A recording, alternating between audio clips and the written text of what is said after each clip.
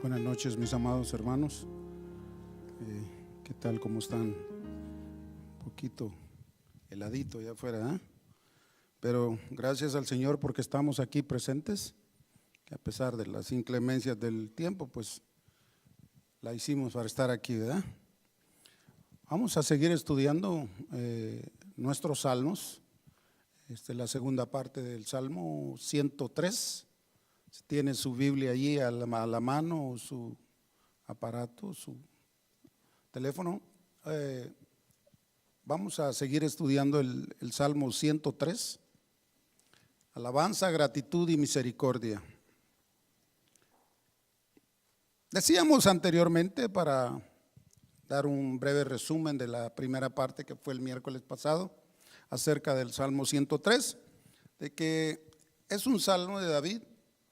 Y pues decíamos que no conocíamos las circunstancias en las que fue escrito, pero sí sabemos que fue en señal de gratitud, porque algo que aprendió David a través de todo el proceso en su vida que Dios trabajó con él, es que llegó a reconocer de que a pesar de todo, él dijo: tengo que ser agradecido con Dios por todo.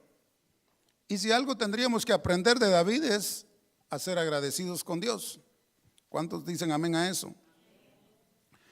La alabanza de David se centró en los actos gloriosos de Dios, por todo, como le decía.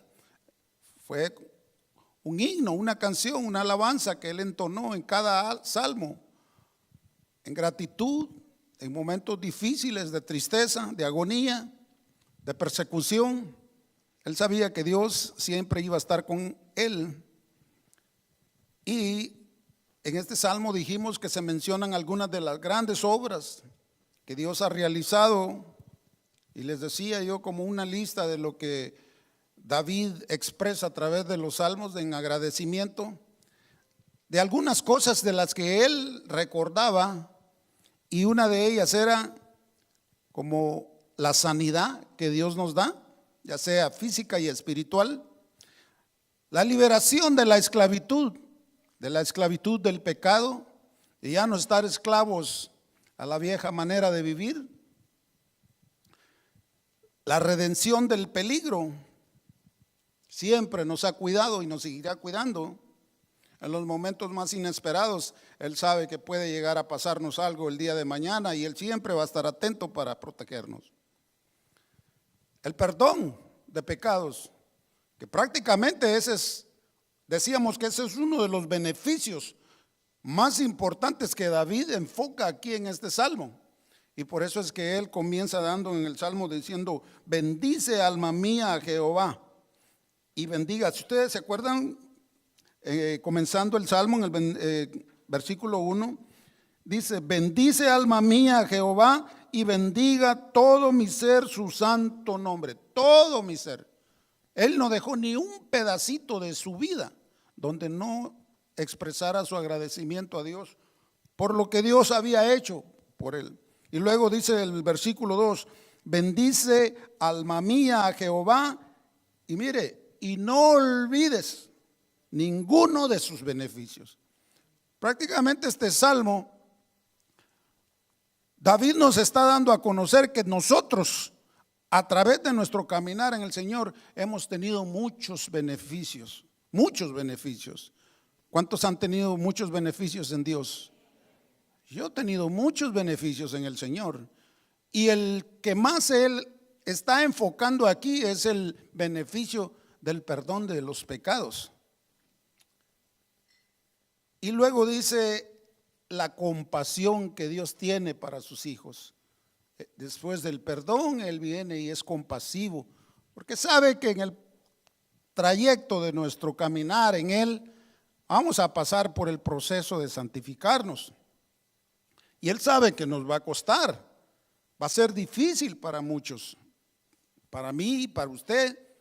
El proceso de santificación es algo que va a doler algunas veces, va a traer lágrimas, porque Dios prácticamente quiere desechar todo lo que a nosotros nos hace estorbo adentro. ¿Sí me doy a entender? Él quiere limpiarnos en el proceso de santidad, de regeneración. Él es un Dios de orden. Y por eso que el salmista está agradecido por todas esas cosas que él hizo. Le quitó muchas cosas a David que él tenía. Y reconoce a Dios como el gobernante, fíjese bien, benévolo y compasivo. Esa fue una de las cosas. Porque Dios quiere que de nosotros mismos se haga nuestra responsabilidad alabarle y bendecirle, como David nos está diciendo, con su alma. Decía yo la semana pasada de que aquí está el centro de la necesidad que nuestra vida tiene, que necesita, es en nuestra alma. Por eso él decía: bendice, alma mía, a Jehová. Él se está reclamándole a su alma que lo acompañe para bendecir a Dios, porque él sabía que todo el ser humano, el problema del ser humano está aquí adentro, en el alma. Es ahí donde nosotros guardamos muchas cosas: resentimientos, egoísmo, dolores, muchas cosas. Por eso él hace la importancia de dar a conocer de que tenemos que bendecir al Señor con nuestra alma. ¿Cuántos están dispuestos a aprender a bendecir a Dios con su alma? Qué bueno. Luego en el 3 dice: Él es quien perdona todas tus iniquidades, el que sana todas tus dolencias. Aquí la la Biblia de Reina Valera dice: Él es el que sana todas tus dolencias. En otra versión dice: todas tus enfermedades. ¿Sí? Él es el que sana nuestras enfermedades. Pero en sí, la única enfermedad que Él está más interesado en sanar es el alma, nuestros pecados. La enfermedad del pecado es la que Él está más enfocado, porque el pecado en el ser humano es un virus, es algo que te lleva a la muerte, te mete en problemas. Y es ahí donde el Señor quiere sanar esa área, el pecado primeramente en el ser humano. Quitándonos el pecado, vamos a estar sanos espiritualmente.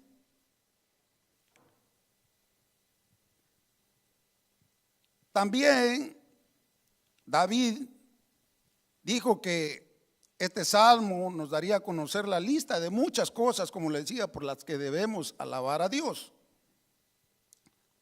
Otro, nos rescata de la muerte, nos corona de favores y de misericordias, sacia de bien nuestra boca y nos hace justicia y derecho. Todas estas cosas aprendemos a recibirlas en el Señor sin merecer ninguna de ellas, ninguna. Porque no somos merecedores de ninguna bendición, ningún beneficio que el Señor nos dé. No, ante los ojos de Dios. Pero Él, por ser misericordioso, por imponer su justicia sobre nosotros, Él nos ama. Y Él dice que nos corona de favores. Fíjense, nos corona de favores. Es como un galardón que Él nos da, pues, llenarnos de favores, de beneficios, de bendiciones. Él nos mira como a Él mismo, porque Él es rey, Él es un rey coronado. Y Él quiere que sus hijos estén coronados con las mismas bendiciones que Él quiere darnos. Y esa coronación que nos da es a través de todos esos beneficios que David está enfocando en el Salmo 133. Yo decía también de que Dios es lindo, Dios es benevolioso y que Él en su bondad nos bendice de dos clases de bendiciones. Él nos bendice desde el cielo y nos bendice también con las bendiciones más difíciles, como decía el libro de Génesis. Yo hice mención acerca en Génesis cuando Jacob bendijo a su hijo, a José, cuando le dijo que el Dios de tu padre, o sea, el mismo Dios de Jacob, lo bendeciría con las bendiciones de los cielos de arriba y con las bendiciones del abismo de abajo. Entonces usted se puede poner a pensar la manera como Dios nos bendice, y todo por un bienestar, por un beneficio, porque quiere Él de que nosotros reconozcamos la bondad y la manera de su bondad como es con cada uno de sus hijos. Él siempre va a querer lo mejor para nosotros. ¿O no es así? Usted como padre de familia no desea lo mejor para sus hijos. Así es Dios. Usted le da unas nalgaditas a su hijo porque cometió un error o se portó mal. Usted sabe que lo está haciendo porque lo va a corregir, ¿verdad? ¿O no es así? Así es el Señor. De vez en cuando nos tiene que dar unas para que nosotros, a través del trato que Él tiene, aprendamos a reconocer que no solamente con las bendiciones de arriba algunas veces nos va a bendecir. Decíamos también que Él es el que rescata del hoyo tu vida, el que te corona de favores y misericordias, como decía, el que sacia de bien tu boca de modo que te rejuvenezcas como el águila, porque Jehová es el que hace justicia y derecho a todos los que padecen violencia. Mire, Él va a estar pendiente de nosotros. Él siempre nos protegerá. Yo hacía mención desde el 3 al 5 que Él es el quien perdona nuestras iniquidades, nuestras dolencias, nos sana de las enfermedades, es todo eso. Pero a la vez, fíjese bien, dice que Él sacia de bien nuestra boca. Él llega a hacer que nuestra boca emane pura sanidad al hablar. Él tarde o temprano llenará tu boca para que tú puedas y aprendas saber cómo alabarle, cómo hablar con Él, cuál es el nuevo idioma que tú vas a ejercer cuando estás en los caminos de Dios. Que la gente mire que el idioma que tú hablas ahora es el idioma celestial, como tú estás ahora alabando al Señor. El que te corona de favores y misericordias. Haciendo un repaso sobre esto, llegábamos hasta al versículo donde decía de que Él sacia de bien tu boca, como lo decía, de modo que te rejuvenezcas como el águila. El resultado, decíamos, de la obra de Dios en nuestras vidas es el que nos sacia de bien. Sí, porque eso es lo que Él quiere, traer a nuestras vidas solo el beneficio de su misericordia, para que nosotros reconozcamos y agradezcamos su amor hacia nosotros. Nadie está jamás satisfecho sino Él mismo, nosotros mismos, el creyente, cuando estamos seguros que solo Dios mismo puede satisfacernos, el único. Decíamos también de que Jehová es el que hace justicia y derecho a todos los que padecen violencia. Sus caminos, dice que notificó a Moisés y a los hijos de Israel sus obras. Él es el que hace justicia sobre nosotros. Y derecho, dice, a todos los que padecen violencia. David describió la grandeza de Dios en su obra. Sin embargo, Dios también muestra su grandeza al llevar derecho y justicia para su pueblo. David entonaba esto porque también él estaba tomando en cuenta lo que Dios había hecho con su gente, con el pueblo de Israel. ¿Cómo fue que este pueblo fue necio, rebelde, le fallaron a Dios? Tantos beneficios que Dios les dio desde que los sacó de Egipto y los trajo por diferentes caminos y siempre estuvo pendiente de ellos. Mire, como hijos del Creador, decíamos que nuestro Señor decía que para que seáis hijos de vuestro Padre que está en los cielos, Él se manifiesta tanto para los impíos y nosotros en su bondad, en su grandeza, en su misericordia. Y el Señor dijo que Él es el Padre que hace salir su sol sobre malos y buenos y que hace llover sobre justos e injustos. Sus caminos, dice, notificó. Otro aspecto de la grandeza de Dios es su autorrevelación. Dios puede contentarse con esconderse, pero en cambio quiso notificar sus caminos y sus obras a Moisés, así como lo hace con nosotros hoy en día. Mire, yo me pongo a pensar, lo que David vivió, lo vivió sin saber que un día nosotros íbamos a tener mejores beneficios que los que él tuvo, porque vino la redención. El pecado en aquel entonces era algo como que tenía que hacer sacrificio la gente para poder desecharse del pecado, limpiar más que todo. Pero si David hubiera estado en el tiempo de Jesucristo, se le hubiera hecho más fácil, ¿entiende? Para nosotros es mejor que los del tiempo del Antiguo Testamento. Dios se nos ha revelado en una forma progresiva en la Biblia. Su autorrevelación, en donde Él lo hace, lo hizo siempre y lo sigue haciendo a través de su creación desde el principio. Y así poco a poco en el Antiguo Testamento, a través de los patriarcas, de los profetas, se nos vino revelando a ellos, y a través de Jesucristo y los apóstoles nos revelaron todo el evangelio. Pasando por eso, llegamos ahora, continuando el estudio, desde el versículo 8 al 9, acompáñame, vamos a leerlo. Dice: misericordioso y clemente es Jehová, lento para la ira y grande en misericordia, dice. No contenderá para siempre, ni para siempre guardará, ¿qué dice? El enojo.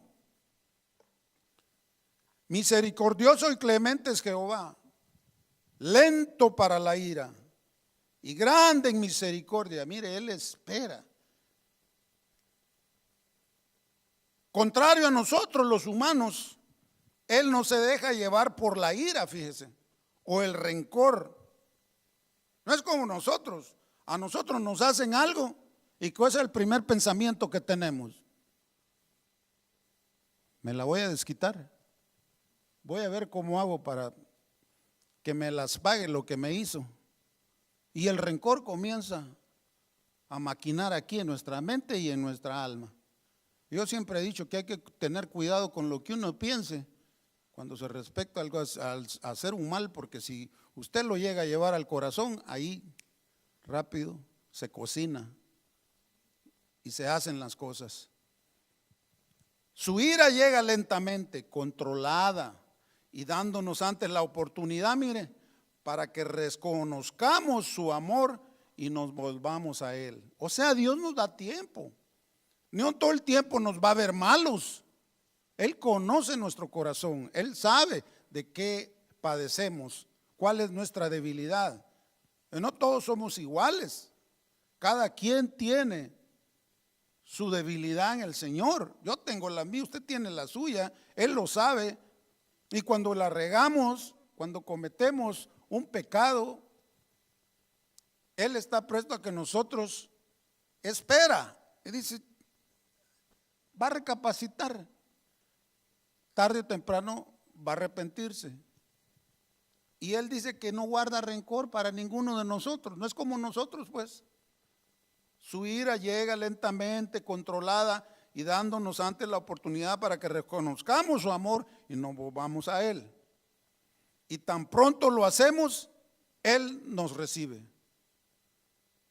y nos perdona. ¿Cuántos fuimos así cuando no conocíamos a Dios y llegamos a sus pies? Nos arrepentimos, pedimos perdón. Él fue compasivo porque decía, este era el tiempo tuyo. Por eso es que no se pregunten por qué esta persona no llega a Dios y yo sí. No, es el tiempo de Dios. Cuando Él quiera, cuando su misericordia se manifiesta en cada vida. de aquel que escucha su palabra y tiene un corazón para su palabra. Dice que, y tan pronto lo hacemos, Él nos recibe y nos perdona. Eso es lo que dijo Moisés en Éxodo 34:6. Si lo tiene ahí, Éxodo 34:6. Moisés dijo, 34:6 dijo, y pasando Jehová por delante de él, delante de Moisés, pasando Jehová, dijo Moisés, proclamó y dijo, Jehová, Jehová, fuerte, misericordioso y piadoso. Y dijo, tardo para la ira y grande en misericordia y verdad. Se lo reveló a Moisés. Por eso dice que le reveló a Moisés. ¿Por qué? Porque Moisés sabía, conocía cómo Dios actuaba. Si la primera prueba que Moisés tuvo con Dios fue cuando Dios quería matar a todo el pueblo. ¿Se acuerdan cuando él bajó del monte donde estaba adorando a Dios y vio que todos estaban en una gran fiesta ahí con ídolos y todo? Y muchas cosas que hacían en contra de Dios. Dios dijo, apártate que los voy a matar a todos. Pero Moisés abogó por ellos. Él dijo, ¿qué van a decir todos los pueblos cuando digan que tú los sacaste de Egipto solo para matarlos? Entonces, la misericordia, la paciencia de Dios se manifestó en ese lugar, en ese momento, con el pueblo de Dios, con el pueblo que Él había escogido. Y así es con nosotros, con cada uno de nosotros. Su misericordia, su amor, su paciencia se manifiesta cuando nos volvemos rebeldes, cuando no queremos arrepentirnos y guardamos cosas que no son de beneficio. Moisés lo sabía y él dijo, fuerte, misericordioso y piadoso, tardo para la ira y grande en misericordia. Dios sabía que en aquel momento se las guardó y dijo Dios, ok, voy a tener paciencia, voy a seguir beneficiando a este pueblo. Pero tarde o temprano el Señor siempre los iba a reprender, a disciplinar. Y luego dice el versículo 9, no contenderá para siempre ni para siempre guardará el enojo Dios. Porque Dios no permite que nuestros errores y pecados, fíjese, sean los que dicten. O sea, no incite a que Dios quiera disciplinarlo a la manera que Él quiere, porque Él trata, como le dije, con cada uno de nosotros diferente. Él nos conoce. Él conoce, como dicen por ahí, de qué pata cojea usted. Él conoce su carácter. Si es enojado o es enojada, ahí va a trabajar en usted. ¿Me entiende? Si usted le gusta pelear, le gusta discutir, allí va a trabajar Dios con usted. Entonces Él dice que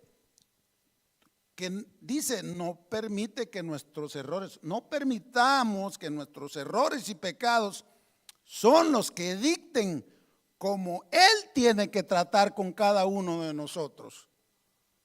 Cuidado. Él nos tiene que tratar a través de su enojo, pero sí a su tiempo. Todo y como cuando nosotros reconozcamos nuestra culpa, pues, porque ahí se manifiesta la culpa a través de la conciencia. Cada quien sabe lo que hace, cuando está mal o cuando está bien, ¿o no es cierto? Usted sabe quién es usted. Usted no me, ni yo le voy a mentir. Usted me puede ver aquí, ¿me entiende? Pero usted no conoce mi debilidad y si en un rato se manifiesta el momento de mi debilidad, usted va a decir, y es el hermano que está allá arriba. Y como Dios conoce la debilidad de cada uno, por eso le digo, cuidado. Su gran amor impulsa cada acto para cada uno de sus hijos, fíjese, porque es amoroso. Y toda la gente dice, no, pues Dios no me va a hacer nada porque Dios es amor. También es Dios de ira también. Él disciplina a los que Él ama y cubre todo lo que nos rodea. Dios llama nuestra atención para que oigamos su dulce voz y vivamos en obediencia. ¿Cuántos quieren ser obedientes a Dios? Por eso se paga un precio. Para poder llegar a ser obediente a Dios hay que seguir los mandamientos de Dios y obedecerlos. El Señor los dijo. El Señor Jesús decía que para saber amar a Dios hay que obedecer sus mandamientos. Cuesta, pero en el camino lo vamos logrando porque Él nos va a ir puliendo poco a poco. Todo es que perseveremos. ¿Cuántos quieren perseverar? Amén, qué bueno. Nos advierte a través de las Escrituras, fíjese bien, las consecuencias que tendremos que pasar después que Él haya ejercido su perdón en nosotros. Porque su ira viene, pero poco a poco, y después de que mucha misericordia haya sido mostrada. Porque Dios siempre nos va a mandar un aviso, un llamado, para que cambiemos. Porque todos están, pues esa es la cuestión, ese es el meollo del hoyo, dijo aquel, la nata de la leche. Estamos aquí porque ¿cuántos quieren cambiar? Por eso estamos aquí, pues queremos cambiar. Yo también. Si no, entonces, ¿qué estoy haciendo aquí? Y usted sabe cuántos cuando vamos con los hermanos a evangelizar, cuántos nos echan y dicen que no quieren esto. Es porque no quieren cambiar.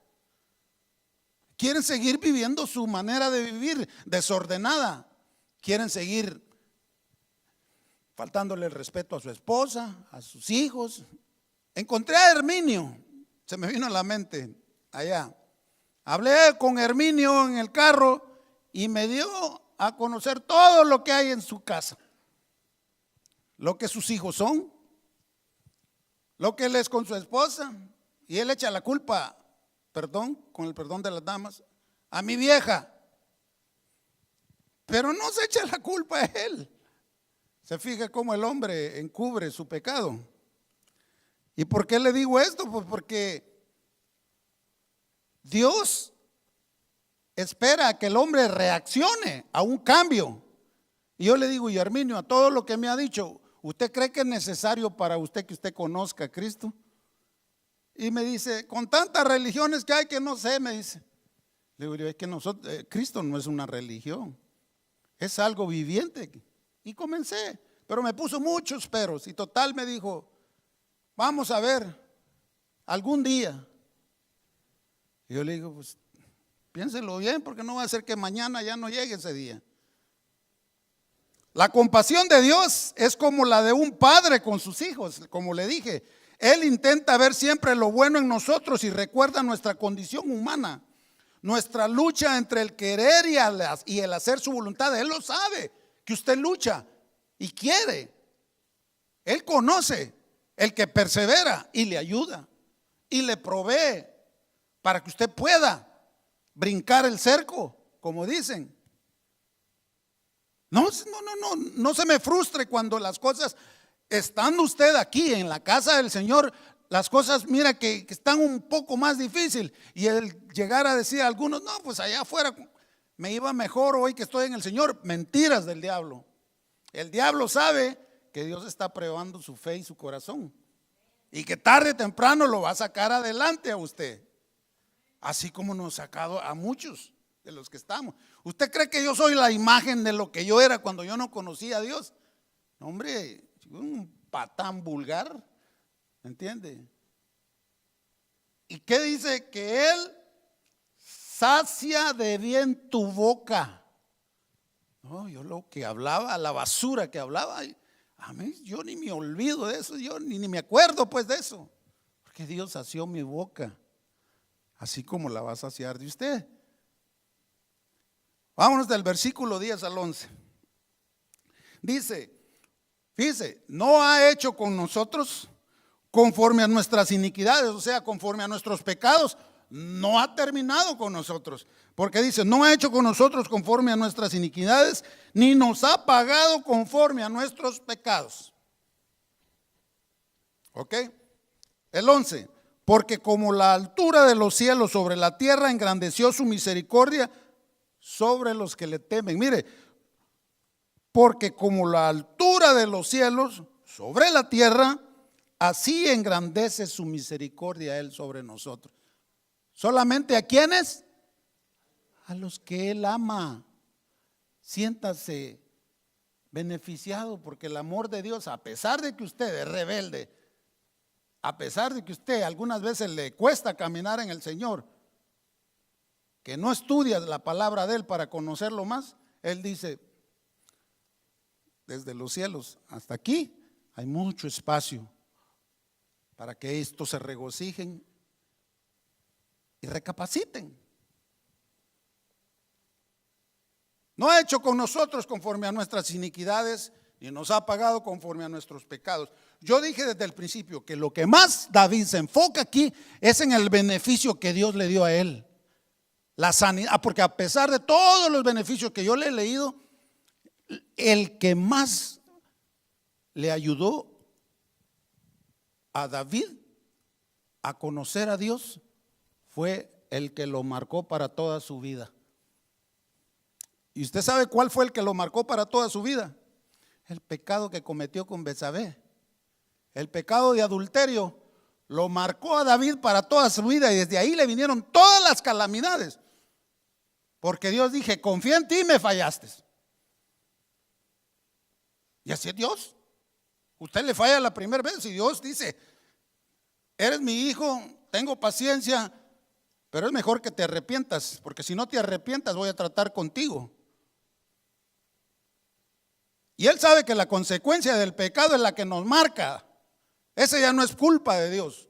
Usted puede venir aquí. Abogado tenemos contra el Padre, ¿no? ¿Quién es el abogado? Él es el que habla por nosotros, pero Él dice: mira, este pecó, ya se arrepintió.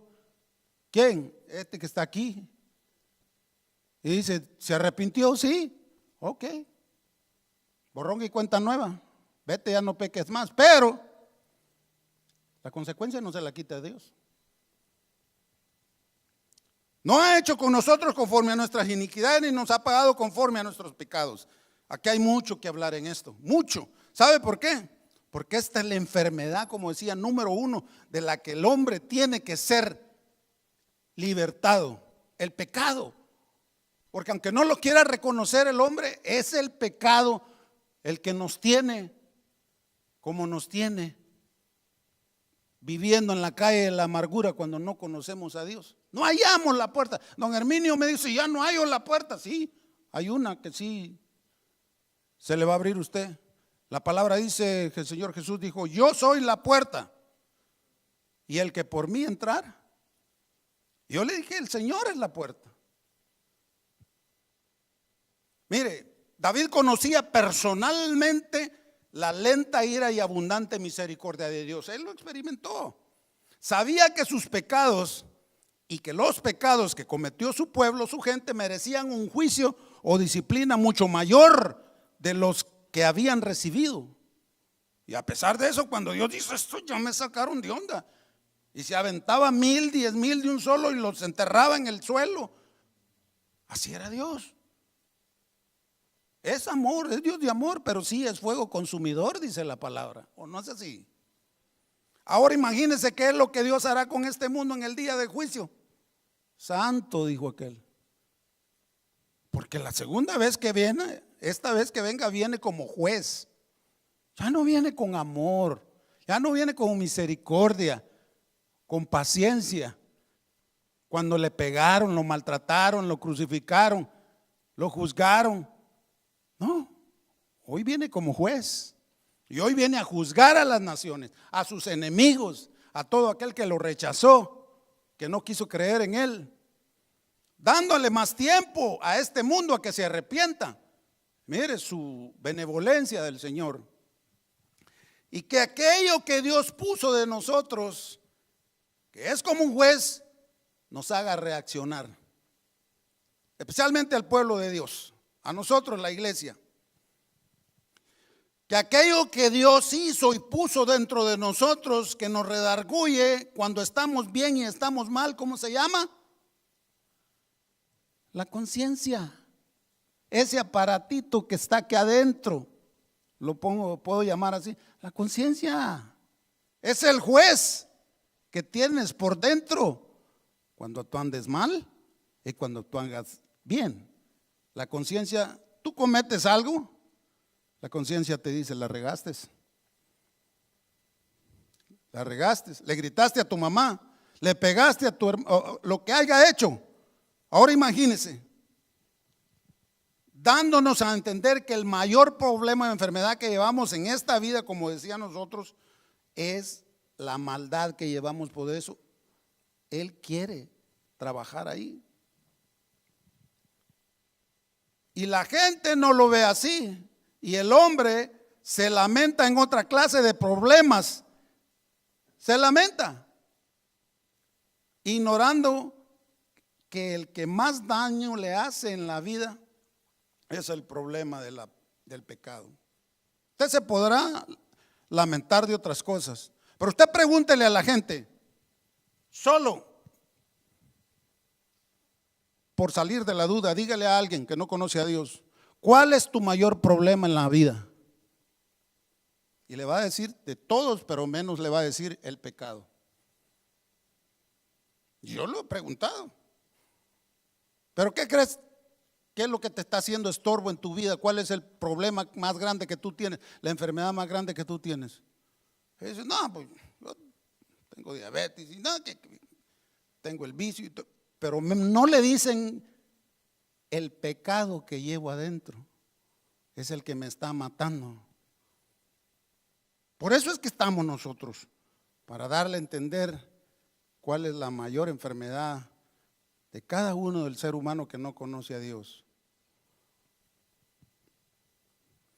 Miremos lo que dice Lamentaciones, mire, el libro de Lamentaciones, del capítulo 3 al 39. Este libro de Lamentaciones es un libro, como su mismo nombre lo dice, hay puras lamentaciones. Tristeza. Dice Lamentaciones 3:39, ¿por qué se lamenta el hombre viviente? Pregunta el autor del libro. ¿Por qué se lamenta el hombre viviente? Y luego dice, laméntese el hombre en su pecado. O sea, dice, lamentate mejor en tu pecado. Quéjate de tu pecado. En eso te tienes que lamentar, no en los problemas que tienes. Si el resultado de todos tus problemas y todas tus enfermedades físicas algunas veces por causa del pecado,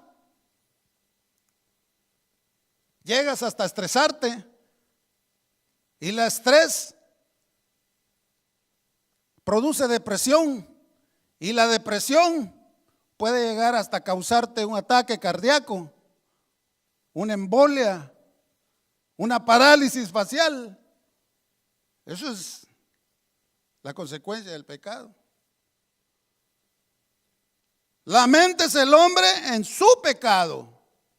No te lamentes que porque es que mi esposa no me ayuda, es que mi esposo aquí. No. Laméntate en el punto cabal donde está el centro. Pecas cuando te enojas y gritas y ofendes. En eso laméntate. Porque eso no te lo va a quitar tu esposa, que tú le grites. Eso no te lo va a quitar tus hijos cuando les das mal ejemplo. Y tus hijos reaccionan como tú reaccionas. Porque nosotros como padres somos el ejemplo de ellos. El muchacho ve que el papá le grita a la mamá, así también él le va a gritar a los demás y hasta cuando él se case también es lo mismo. Es una cadena. Laméntese el hombre en su pecado y no por sus circunstancias. Y en sí no es que no nos podamos lamentarnos por nuestras circunstancias, fíjese bien, sino que tendría que ser por eso, por el pecado que hay en nosotros. Es pues el pecado que nos separa de Dios, fíjese bien, nos separa de Dios.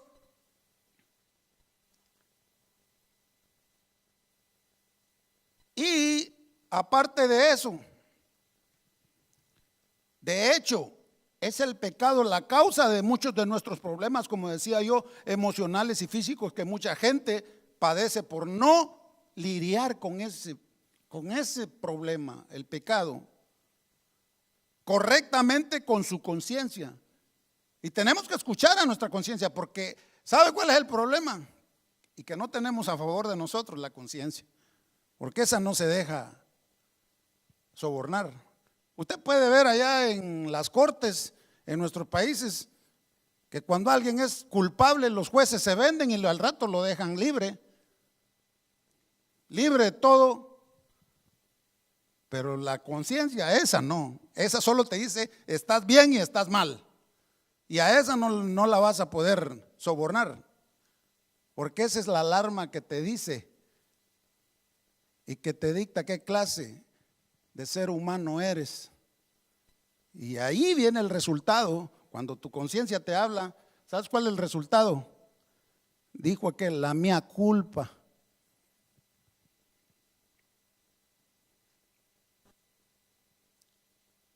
Llevando el complejo de culpa, cada quien fue creado por Dios con una conciencia. Cada uno de nosotros tenemos. ¿Y sabía usted qué es lo que hace la conciencia? Como le decía, que ella solamente dice bueno y malo. Solo eso dice. A eso sumémosle otras cosas más que nuestra conciencia nos va a dar a conocer para que reaccionemos. No hay forma de apagarla a la conciencia, no hay forma de apagarla. Todo lo que tú y yo hacemos es medido por un tribunal que hay dentro de ti. Hay un tribunal, pues hay un juez dentro de ti. Fíjate, que pasa juicio sobre todas tus acciones. David lo sabía, porque cuando él mandó a matar a Urías para quedarse con la mujer de él, y el profeta llegó y se lo dio a entender, ese hombre no vivía en paz. Sabía que había asesinado y había adulterado, y dos pecadotes bien grandotes, y su conciencia le martillaba por dentro. Él lo sabía muy bien. Cuando tú no actúas bien, entonces es donde aparece el sentimiento de la culpa, como te digo. Y esta le dio Dios, la culpa la dio Dios. ¿Sabes por qué? Porque es un sistema de alarma que nos hace conscientes que hay un problema que tenemos que solucionar. Es esta la que nos marca para llegar a la reacción de arrepentimiento.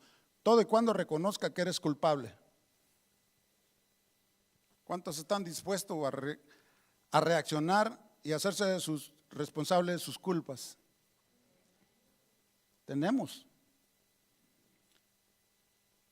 De nuestro arrepentimiento llegue a dar frutos.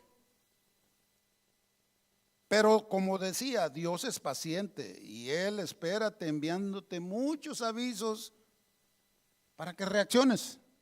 De esto se salga.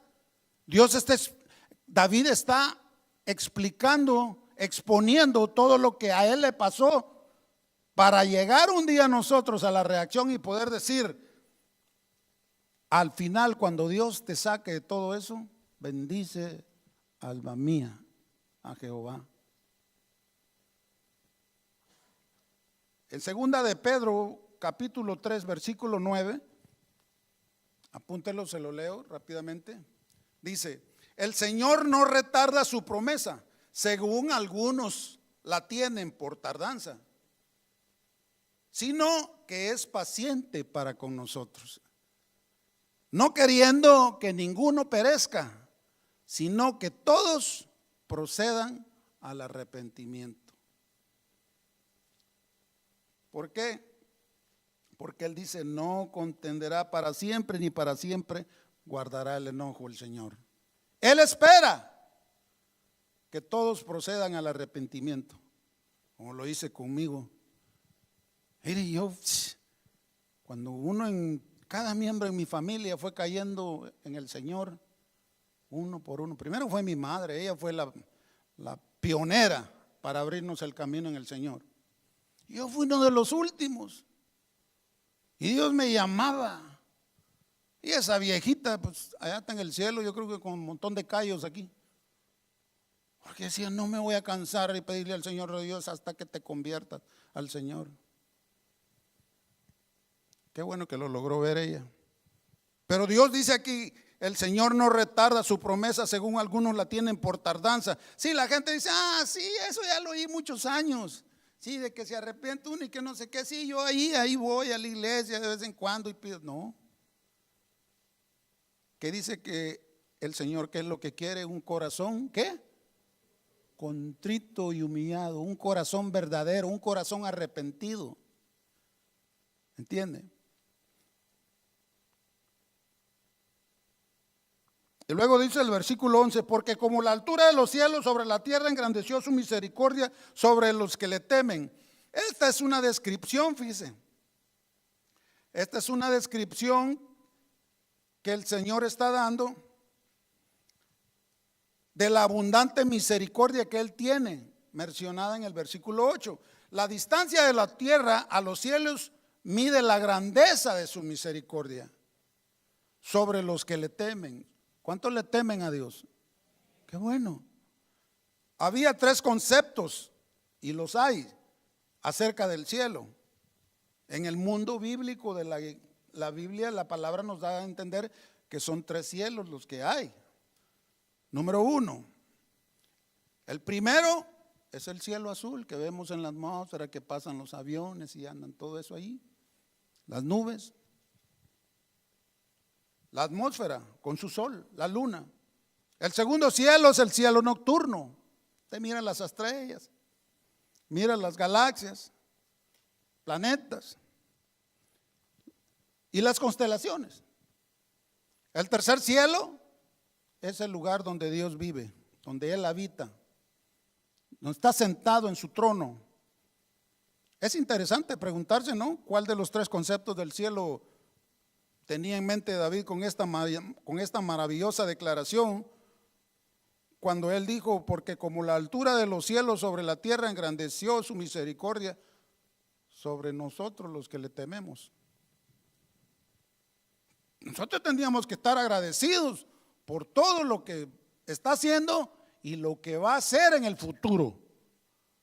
Yo los miro a ustedes de aquí a 5 años cambiados completamente en el Señor. Por fe. ¿Cuántos dicen amén? Aleluya, que así sea.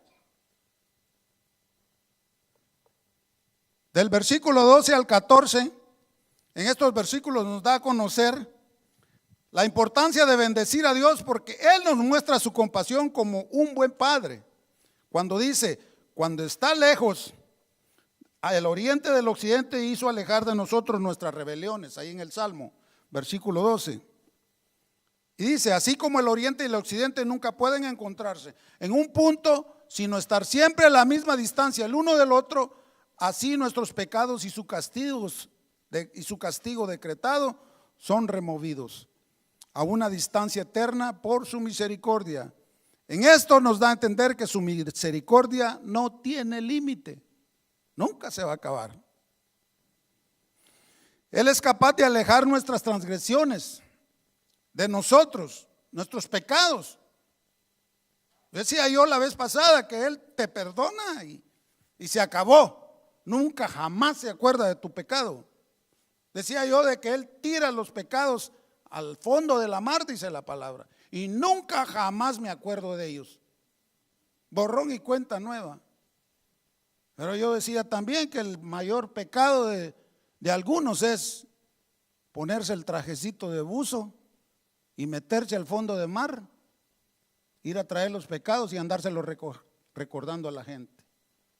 Cuando Dios ya se olvidó de todo eso.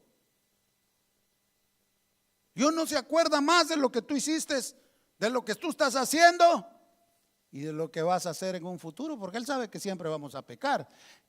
Que no seamos amantes del pecado es otra cosa, que no lo practiquemos pues, porque siempre vamos a pecar. Él conoce lo que hiciste en el pasado, conoce lo que hiciste, como decía, la semana pasada, el mes pasado, el año pasado, lo que hiciste anoche, pues. Él conoce ese pecado y conoce lo que vas a hacer en un futuro. Pero abogado tenemos. Y tú llegas y te arrepientes y el Señor dice, buen siervo, en lo poco fuiste fiel, en lo mucho te voy a poner. Él es capaz de alejar nuestros pecados. Y cuando lo hace, los aleja tanto como para el este, como para el oeste, al norte o al sur. Y dice, alejados de Él. Esta imagen nos da una idea de la amplitud del amor de Dios y su capacidad para perdonar. Grande en misericordia, grandísimo. Tú te puedes imaginar qué tanto es el amor de Dios para nosotros, los que creemos en Él. Porque Él dice, el 13, como el Padre se compadece de los hijos, se compadece Jehová de los que le temen. Ahí mismo, como el Padre se compadece de los hijos, así se compadece Jehová de los que le temen. David continúa describiendo la abundante misericordia y bondad de Dios, de la forma en que un buen padre cuida y hasta se compadece de los hijos en su fragilidad y debilidad, como decía. Él muy bien sabe que aunque sabe que tus pruebas tarde o temprano te van a beneficiar, sin embargo Él se compadece, porque nunca Él va a poner una carga que no puedas llevar. Te va a poner una prueba a la capacidad de lo que tú eres. Y Él sabe, sin embargo, que aunque pueda escuchar tus lamentos y tus dolores en el momento difícil, aún Él siempre se va a compadecer de tus gemidos y tus lamentos. Cuando llores, me va a llegar ese momento. A David le llegó. David lloraba, se preocupaba, pero Dios no lo había abandonado. Él siempre decía, te clamó, dice, a Jehová, y Jehová lo escuchó. Y él sabía que cuando estaba en tribulación, lo único que tenía ahí que hacer es ir al Padre. Oraba, doblaba rodillas, lloraba. Cuando tú te mires en esa situación es porque ya Dios está probando tu vida y porque te quiere llevar de un nivel a otro nivel. Porque aquí hay niveles en el Señor, ¿eh? No todo el tiempo vas a ser un baby, como decía Pablo a los Corintios, que todo el tiempo querían leche, por eso no les podía dar algo sólido, porque todavía pesaban como niños. Nosotros no tenemos que ser así. El Señor poco a poco te va a ir añadiendo conocimiento y sabiduría. Todo es que tú te metas a las Escrituras. Él se entristece cuando mira sufrir a sus hijos, cuando los tiene en prueba y los hace pasar por el desierto. ¿Usted cree que no se entristeció cuando Jesucristo fue probado los 40 días y Satanás lo llevó ahí al desierto? Sí, estaba ahí con Satanás en el desierto. Sí, se entristeció el Señor, se entristeció Dios ver a su hijo pasando por esa gran prueba.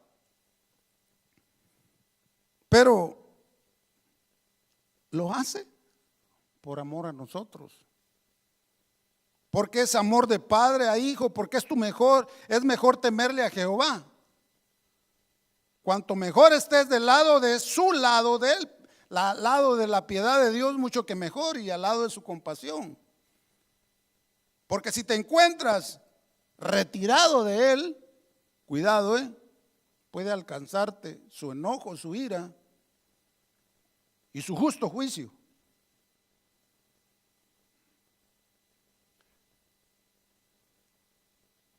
Lindo es el Señor, ¿o no es así?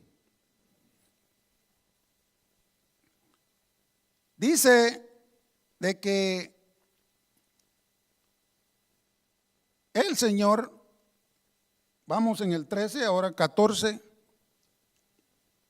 vamos a adelantarnos un poquito más por el tiempo.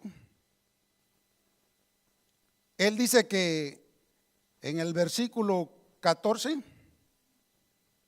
donde Él se expresa y dice que nos da a conocer la importancia de bendecir a Dios porque Él nos muestra su compasión como un buen padre, como lo decía. Sí, pero van a haber momentos que como buen padre va a llegar Él a enojarse. Porque Él conoce nuestra condición, dice, y se acuerda de que somos polvo. Él conoce nuestra condición y se acuerda que nosotros somos polvo. La palabra traducida condición es literalmente formación o constitución, o sea, él considera que somos frágiles, pues, como el polvo, y que fuimos formados de ahí. Nuestra debilidad es la misma condición del polvo, frágil. Él considera esa fragilidad de nuestra naturaleza, lo desfavorable de nuestras circunstancias, la fuerza, la sutileza de la tentación y la parte segura que el tentador Satanás tiene dentro de nosotros y está presto a hacernos caer hasta que nuestro corazón se renueve. Del 15 al 18 dice que en estos versículos miraremos el contraste que nos muestra la grandeza de Dios entre la temporal del hombre y la permanencia de Dios. Dice, más dice, el hombre como las hierbas son sus días, dice el 15, florece como la flor del campo, y el 16 dice que pasó el viento por ella y pereció y su lugar no la conocerá más. David amplía la idea de la naturaleza débil del hombre a través de estos dos versículos donde dice la humanidad es tan pasajera, póngale mente, que como la hierba son sus días del hombre, y es como la flor del campo que florece un día y se seca al siguiente día. Cuando la flor desaparece prácticamente no queda nada, pues así como la flor está expuesta a las inclemencias del tiempo, así también la vida del ser humano. Pero así como la flor se marchitó en Adán, así esa misma flor vuelve a florecer en el Señor Jesucristo, para no volver nunca jamás a marchitarse. ¿Cuántos se pueden ver en ese proceso? En estos dos versículos 15 y 16, Dios aquí nos revela el fin de nuestra existencia misma, en lo que a este mundo se refiere. Mira, querido hermano y hermana, nosotros no vamos a estar aquí en la tierra por mucho tiempo, eso tenlo por presente. Nuestros días están contados conforme al próximo regreso de nuestro Señor aquí en la tierra. Por eso tenemos que ser muy prudentes para saber la vida que Dios ha marcado en nosotros y saber caminar bajo el orden de Dios, porque no sabemos qué día el Señor nos va a llamar. Hoy estamos, mañana no. ¿Qué dice? Que la vida es como la flor del campo que florece un día y se seca al día siguiente. Así es nuestra vida. No sabemos, pero una cosa sí sabemos, que nos vamos a morir. Y en el Señor cada quien tiene una fecha de vencimiento. Él sabe cuándo tú y yo nos vamos a morir. ¿Qué día, qué hora? Él sabe. Cuando aparezcan señales físicas, es cuando ya esa flor ya se está. Usted ya cuando estamos jovencitos, ¿verdad? Muy acá. Pero cuando la flor comienza, se va acercándose su momento de irse secando, aparecen las señales físicas, como el emblanquecimiento del cabello, las canas, las enfermedades que van deteriorando el organismo, que te afectan a la calidad de vida. Esto es como cuando Dios está tratando de recordarnos la brevedad de nuestro tiempo en esta vida y que hay que ponerlo en las pilas para recapacitar, y decía, tengo que ahorrar mis últimos días que Dios me dé, mis últimos años, a servirle al Señor, si no lo has hecho. Que tenemos que enderezar espiritualmente nuestra vida para aprovechar el tiempo que nos queda. Pero luego más adelante dice en el 17, mas la misericordia de Jehová es desde la eternidad y hasta la eternidad sobre los que le temen, y su justicia sobre los hijos de los hijos. Y el 18 dice, sobre los que guardan su pacto y los que se acuerdan de sus mandamientos para ponerlos en obra. Sí, perdura desde la eternidad hasta la eternidad. Los que le temen reciben el beneficio de esta misericordia eterna, porque es para siempre. Al igual que los hijos de los hijos, Él nunca nos amará menos. Nunca, no tiene diferencia ninguna. A aquel lo voy a amar más y a aquel. No, el Señor igual a todos. Su amor es para toda la eternidad. Y dice que sobre los que guardan su pacto y los que se acuerdan de sus mandamientos para ponerlos por obra. Solo los que guardan su pacto y los que se acuerdan de sus mandamientos para ponerlos por obra. En otras palabras, los que obedecen sus mandamientos. Estas promesas de amor y misericordia eterno se dan con condiciones. Las promesas se hacen para los que le temen, a los que guardan su pacto y a los que se acuerdan de sus mandamientos para ponerlos por obra. El versículo 19 dice: Jehová estableció en los cielos su trono y su reino domina sobre todos. Él estableció su trono en los cielos y en la tierra, domina sobre todos. Dios está entronizado en los cielos, más allá de los problemas y corrupciones de la tierra. La imagen de un trono en los cielos simboliza no solo su majestad, sino también la permanencia y estabilidad de su reino. En su soberanía divina no habrá un lugar en el universo y en la tierra donde la autoridad no se haga presente. Dios es omnipresente y está en todos lados. En todos lados. Del versículo 20 al 22, ya para ir terminando, miremos el contraste entre Dios y sus ángeles. Aquí mire, el contraste entre Dios y sus ángeles. ¿Qué dice? Dice: bendecid a Jehová vosotros sus ángeles, poderosos en fortaleza, que ejecutáis su palabra obedeciendo la voz de su precepto. Y luego dice el 21: bendecid a Jehová vosotros todos sus ejércitos, ministros suyos que hacéis su voluntad. David comenzó el salmo diciéndolo a su propia alma que bendijera a Jehová, pero sabía que la alabanza y la honra a Dios debía ir más allá de lo que él podía dar, porque usted y yo nos conocemos y Dios sabe que tenemos un potencial que tenemos por dentro y podemos dar más de lo que nosotros pensamos.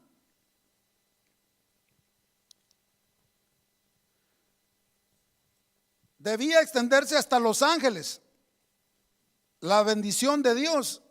Y David les dice con valentía que también bendigan a Jehová. También los ángeles son fuertes y obedientes, pero aún a ellos deben bendecir a Jehová, dándole alabanza y la honra. Y cuando él dice que bendigan a Jehová, vosotros, todos sus ejércitos, está diciendo ustedes los ángeles, forman el ejército celestial. Les está dando órdenes a través del salmo a ellos, que como soldados de Dios deben darle el honor y la alabanza que se le debe dar a Dios. Luego dice: bendecid a Jehová vosotras todas sus obras, dice el 22, en todos los lugares de su señoría. Y termina diciendo David: bendice alma mía a Jehová. David extiende el llamado a honrar y alabar a Dios más allá de los ángeles, a todas las obras de Dios creadas en la tierra, en todos los lugares donde Él reina. Salmo 148, donde el salmista invita a todas las obras creadas por Dios a alabarlo. Ahí lo puede leer usted, el Salmo 148, mire, ahí dice: invita a los ángeles, al sol, a la luna, a las estrellas, al agua del mar, a los animales, a toda la creación, a que alaben al Señor. Por último, David termina el salmo como lo comenzó, con un llamado a su propia alma a bendecir a Dios, dándole en honor y la alabanza que le correspondían por haberlo bendecido con tantas cosas buenas, y que son demasiadas bendiciones para contarlas, pero quiere mostrar su gratitud mencionando solo algunas de ellas. En resumen, podemos decir que David fue conocido por su profunda relación con Dios y por ser conforme al corazón de Dios. Su destreza poética y su papel como pastor, guerrero y rey. Mire, uno de los predicadores, llamado el príncipe de los evangelistas, el príncipe de los pastores, como uno de los grandes predicadores, pensaba y dijo así acerca de este salmo. Charles Spurgeon dijo: deberíamos atribuirlo a David en sus últimos años, cuando tuvo un sentido más elevado de la preciosidad del perdón, debido a un sentido más agudo del pecado que en sus días de juventud. Su claro sentido de la fragilidad de la vida indica sus años más débiles, al igual que la plenitud de su elogiosa gratitud. Para terminar, Algunas experiencias y enseñanzas que se pueden obtener de este salmo son: número 1, Dios es compasivo, amoroso, misericordioso y bueno. Número 2, Dios nos ama más de lo que podríamos imaginar. Número 3, Dios nos perdona y nos justifica. Número 4, Dios nos ha salvado, nos da salvación. Número 5, Dios nos ha dado una norma de vida en sus mandamientos, obedecerlos. Número 6, Dios nos ha bendecido con su misericordia y justicia. Número 7, Dios nos ha dado la oportunidad de conocer lo que quiere para nuestra vida. Número 8, Dios nos ha dado la oportunidad de alabarlo con nuestra pequeña alabanza humana, aunque podemos extendernos más, porque cada quien puede dar la extra mía en el Señor. Mire, yo me estaba acordando, a veces me siento mal porque doy 40 horas de trabajo ahí en el lugar donde estoy, y cuando digo las horas que le doy a mi Señor, a pesar de tanto que me ha dado, ¿cuánto le ha dado a usted el Señor? Mucho. ¿Cuántos beneficios ha hecho? Mucho. El problema es que algunas veces nos tornamos a ser malagradecidos y se nos olvida darle gracias. Al Señor hay que darle gracias todos los días. Cuando te despiertas y empiezas a respirar, pues dale gracias porque amaneciste vivo. Algunas ideas para aplicar el salmo son: recordar lo que Dios ha hecho por nosotros, fíjate, agradecer a Dios por quién es y no por lo que nos da. Él ya sabe lo que necesitamos. Tener una fe real en Cristo, someternos a su gobierno, atesorar su dignidad, temer a Dios y confiar en Cristo y obedecer sus mandamientos, como decía. Y al final, cuando tú reconozcas todos los beneficios que Dios hace, vas a decir como David dijo: bendice alma mía a Jehová y bendiga todo mi ser su santo nombre. Bendice alma mía a Jehová y no olvides ninguno de sus beneficios. ¿Cuántos agradecidos hay aquí con Dios? Pues póngase de pie. Vamos a darle gracias al Señor por los beneficios. Señor, cierre sus ojos. Esta noche hemos escuchado, Señor, todo lo que tú quieres de nosotros, que nosotros seamos agradecidos contigo a través de toda la misericordia, paciencia y amor que tú tienes, para que nosotros entonemos alabanzas por todas tus bendiciones. Porque tú cuidas de tu creación, tú nos hiciste a tu imagen y a tu semejanza. Quieres que nos renovemos todos los días como los águilas para tener fuerzas espirituales y físicas para seguir en el caminar que tú escogiste para nosotros. Hiciste alejar de nosotros nuestras rebeliones. Cambiaste mi lamento en danza. Señor, por haber sido lento con tu ira y grande en tu misericordia, por eso estamos aquí, para darte, Señor Jesús, la honra y la gloria. Misericordioso y clemente sigue siendo con nosotros. Tú eres el que hace justicias y enderezas nuestros caminos. Nos coronas de favores cada día sin merecerlos, favores que no merecíamos, favores que Cristo hizo con nosotros y sigue haciendo. Tú eres el que sana nuestras enfermedades y sabes lo mejor para nosotros. Tal vez llegará el día en que tal vez nos sanes esa enfermedad física, más que todo lo que quieres es sanar la enfermedad del pecado. Tú sabes a tu manera cómo sanarás al que está quebrantado de salud. Señor, no podemos ignorar lo que tú haces por nosotros con tu pueblo. Solo por el hecho de habernos escogido desde antes de la fundación del mundo, cuando nos escogiste desde el vientre de nuestra madre y apuntaste con tu dedo y dijiste: este va a ser mío. Así como el Padre se compadece de sus hijos, así te compadeciste desde el vientre de nuestra madre. Y dijiste, el salmista puede decir, mi embrión vieron tus ojos. Tú viste ese feto, ese embrión en el vientre de nuestra madre y dijiste, este será mío. Y a la vez nos recuerda que en nuestro arduo caminar como seres humanos por causa del pecado, un día llegará en que el hombre llegará a secarse como la hierba. Pero Señor, con la garantía de que el día final, cuando llegue y tú nos llames a tu presencia, llegaremos santificados ante ti para ser glorificados. El beneficio más grande, llegar a ser glorificados